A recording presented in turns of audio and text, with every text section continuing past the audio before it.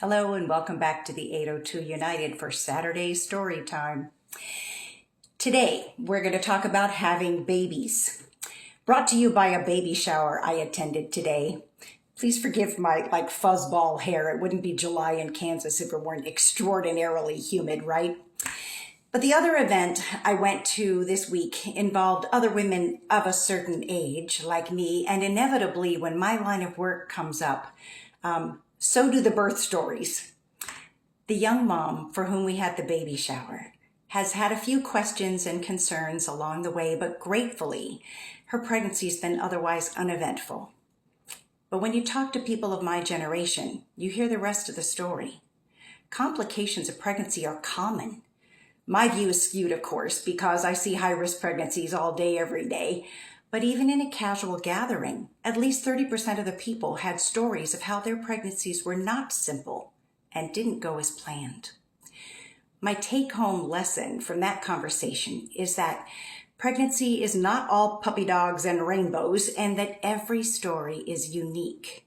One person might experience high blood sugars and have to completely change their lifestyle throughout the whole pregnancy. Another might have stroke-level high blood pressures, with which the only cure is delivery of the placenta, and of course that means delivery of the whole pregnancy. Others talked about fetal growth restriction, placental abnormalities, and these impacted the timing and method of delivery. This is the life I've chosen, and I love being able to help in many cases. I trained for 10 years after university just to be able to walk through these decisions with families.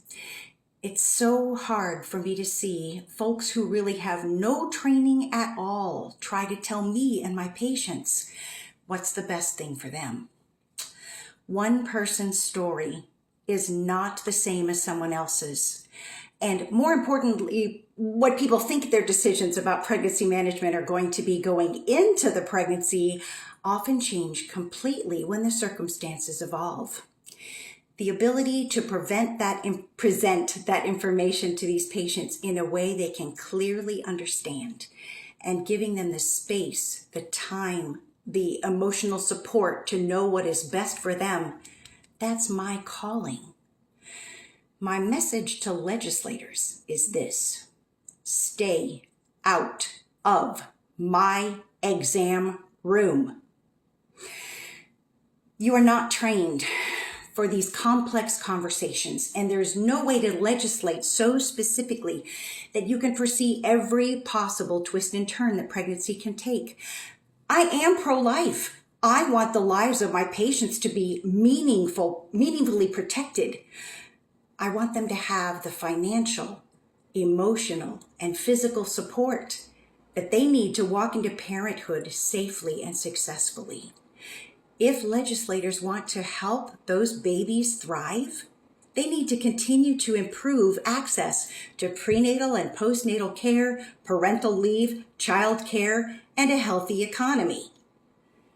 Let's all stay in our lane and do our very best for Kansas families. Remember to stay informed and be kind always.